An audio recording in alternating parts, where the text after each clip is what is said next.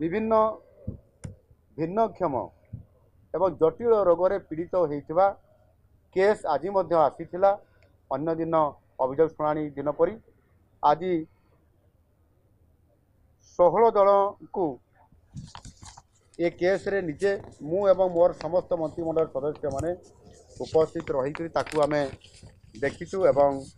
एठी जो आमर जो मोबेबुल जो आमर टीम थाई हेल्थ डिपार्टमेंट रो सेतरे समानंकर सिंगल विंडो सिस्टम जरिया रे समानंको सर्टिफाई करिबा एवं समानंको समानंकर जो रोग एवं जहाँ आर्थिक प्रोत्साहन से साहाय्य करने कथा तांकु सर्टिफाई कला परे सिंगल विंडो माध्यम रे समानंको मध्य आर्थिक साहाय्य एवं विभिन्न उपकरण मध्य दिया जाउछि। आज से भाव में 16 जन जटिल रोग में पीड़ितों सिंगल विंडो सिस्टम जरिया रे 14,50,000 टंकार चिकित्सा सहायता मंजूर करा जाइछि, जोटा कि गोटे बहुत भल खबर। आज आसिले आज